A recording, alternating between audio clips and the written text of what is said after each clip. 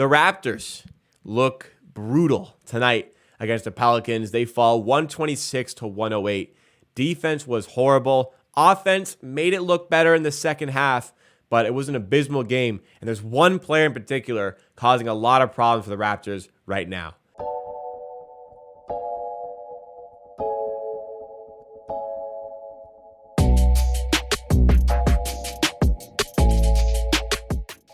So the Raptors lose this one. They follow up a couple pretty impressive wins, I'd say. They beat the Dallas Mavericks, and it was a really entertaining game there. They beat the Cleveland Cavaliers 100 to 88. Defense was on fire. OG on fire on defense. Offense on fire with OG as well, along with Siakam. And Siakam, though he looked good on offense today, and though a lot like Gary Trent finally busted out on offense today, Raptors offense wasn't the problem. 108 points is a winnable amount of points for this Raptors team, the way they play defense, but they were completely exposed today by the New Orleans Pelicans, who consistently outworked them, who consistently out-hustled them, and very consistently out-rebounded them. And as a result, this game was ugly. At one point, the Pelicans led by over 30 points. At halftime, it was a 27-point deficit. And you know what? We'll start with the positive on the team sense. It was 30, and the Raptors, they fought back second half. They played really, really well in the second half. They brought this one down to 11 points at one point, and then they had 3 straight turnovers that led to 3 straight buckets, and the Pelicans just took over the game again. But other than that, wow, that was just brutal display by the Raptors. This team has been a little bit susceptible to blowouts this season. This isn't the first one. We've had one against Brooklyn. We've had one against OKC. Dallas were leading us by 20 in one game, and we lost by 1. Miami were beating us by 20 in the game. We ended up losing by like 3 or 4. For some reason, this team has been a little bit susceptible to getting blown out in games. And granted, I'm not following other teams as closely, so I don't know if this happens to other teams as well. But it just feels like there's a lot of games that end up like this, unfortunately, for the Raptors. And just trying to piece together why that is the case, I think, well, I know what makes this Raptors team successful is winning the possession battle, out-hustling, outworking the opposition. And that is something they lean on, that is something they rely on. And sometimes when games, maybe there's not as much talent on this team, they'll outwork you and they'll outplay you in that respect and get the win. In this game, you're playing the Pelicans, who are very much, in my opinion, the Raptors of the Western Conference, where shorter guards who can hit threes, playmakers, and lots of long, lanky, athletic, two-way sort of players. And it was an interesting matchup going into it, interesting matchup between the two teams in that respect. The Pelicans outworked us. They heavily out-rebounded us. They out-hustled us. They looked like they wanted this more. They looked like they cared more. And I don't care about bad games. Bad games happen. I always say bad games happen. You can't really let the bad games sort of affect, the few bad games affect your thoughts overall on a team. But the effort was not there in the first half. It was very bad in the first half. It was horrible. One player in particular who looked bad throughout the game was Scottie Barnes.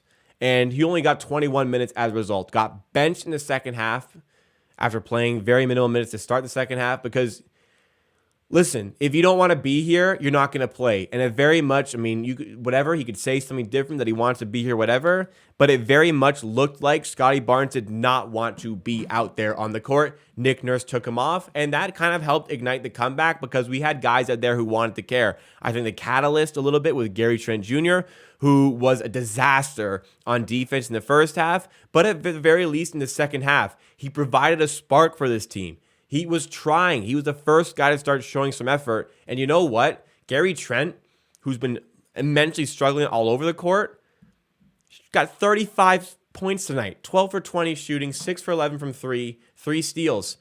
Here's a guy at least who was trying to work for something. That ignited a little bit of a comeback. So let's talk about the stats overall before going into the diabolical team stats here. Siakam has another good game. He got 11 points like the first 5 minutes of this game. Ends with 23, 6 rebounds, 4 assists, 2 steals, 2 blocks, too many turnovers. A lot of guys had too many turnovers. He's one of them. He was 9 for 16. A solid game offensively from Siakam. Thaddeus Young, Just the speed, I guess he didn't quite gel with this game. He did get the start for Gary Trent. Didn't have the same impact we've seen from in other games. OG quietly was okay on offense. 5 for 11 with 12 points, 4 turnovers, 5 rebounds, 3 assists. Again, a little bit too sloppy there, but decent. Barnes was a disaster, as I mentioned. He was 1 for 7, 5 assists, but he was so bad on defense. And Fred, another really bad game for Fred. He actually got 2 technicals. Second technical was to start of the second half. It was a very soft technical. I would have liked to have seen him provided the opportunity to bust out of that slump in the second half. I think he would have. He was showing effort. Bad game, though. And he kept shooting. He was 0 for 7 from 3. He just kept on shooting here. He took a lot of bad shots, which did not help our first half either, as we were down 74-47 at halftime. It was ugly all over the board. Fred was part of that. Got to acknowledge that. Wish he had an opportunity to get it back. I wouldn't say this team made the comeback or partial comeback because Fred wasn't playing. I think he would have been part of it. Barnes wasn't showing us anything. Off the bench, Boucher, hopefully he's not too hurt. Another game where he didn't give you much. At halftime, he had all zeros other than one personal foul. He had literally all zeros other than a personal foul. So you got nothing from him. Juancho got good minutes and was great in the second half. Juancho in a game we lose by 18 points was a +2. Starting to feel like this is a guy who needs to be getting way more minutes, who started last game, played well, only got 7 minutes first half, and I thought he was very important to the second half, the way we played. You know, you're down by 27 at halftime. You're going to understand completely that the game's like, you're not going to win that game. You probably have like a less than 5% chance of winning that game. But I wanted heart, I wanted to fight, and I wanted to at least win the second half. We did that. You know, I'm trying to stay upbeat as possible. We won the third quarter. We won the fourth quarter. Big part with Juancho. Start leaning on this guy. Stop leaning on this guy who doesn't give a shit, it looks like. He could say one thing on the court, it looks like he doesn't give a shit. So when you start Juancho against the Cavs and your team plays so well, and then you go to this game, Juancho gets taken out of the starting lineup. Barnes plays like absolute shit and doesn't even show any effort whatsoever.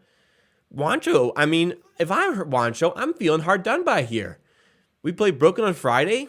Get me back in the starting lineup because I deserve it. And I would go with that. I'd put Barnes on the bench here. What would warrant him playing here? Like, you know, there's a whole career to figure out what's going wrong here and to get him back on track. But right now we're trying to win games. And you got to send a message to this guy that this is not going to fly.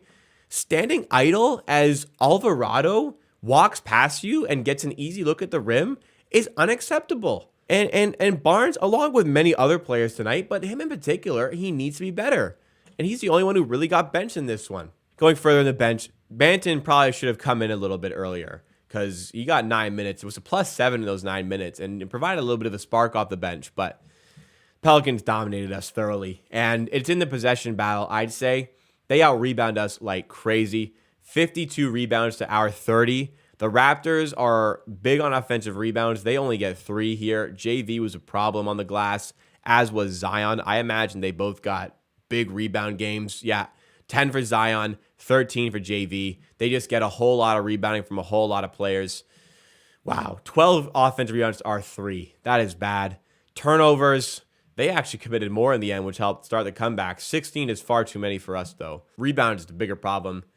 Free throws, yeah, they get a little bit more. They shoot a lot more efficiently from there. Efficiency in general, they shoot 52%. That came down a lot as the game went on, as they kind of took their foot off the gas. They shoot the 3 ball really well, move the ball, create a lot of 3-point opportunities. At the end of the day, our offense, like I said, wasn't that bad. It's just you got out-hustled, you got outworked here. First half in particular, like they either dunked it or they got a wide-open 3. Resistance in the paint was non-existent. Closeouts were poor. They just walked through us everywhere and beat us down, man. Ugly game. The Raptors as a whole, our half-court offense is still showing signs of weakness. And we obviously play to our strength in rebounding and transition game.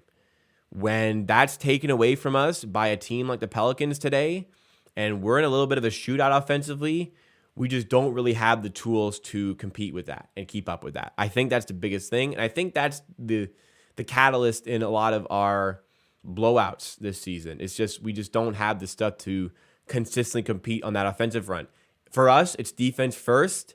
If the defense isn't there, then the offense can't really make up for that. So in a game with bad defense as you got here, you don't really have a hope in competing offensively. It starts with the defense here. So you know that about your team. It's fine to be a defense first team. You know, there's going to be teams that, like the Sacramento Kings, who are an offense first team and a bad defense, but they win the shootouts. There's going to be games where they have bad offensive days and they get blown out because they can't score and their defense still sucks. So, there's two ways to look at a team here. We're a defense first team. Defense sucked. Half-court offense, still a little bit of a problem. I think we're still missing an extra shot creator coming off the bench. Maybe keeping Gary Trent in that role, I think, would be a good way to continue to go about this. I like him in that spot. I have been an advocate for that for over a year now, especially a big advocate for that in the offseason.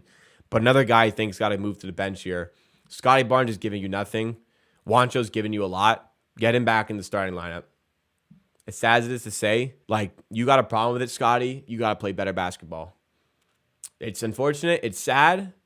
Long career ahead of him, and I think a long and prosperous and successful career ahead of him. But right now, we need to win basketball games. And unless he wants to help us do that, he can grab some bench and come in and help us in that spot because Juancho is helping us win games. So that's it from the post-game show.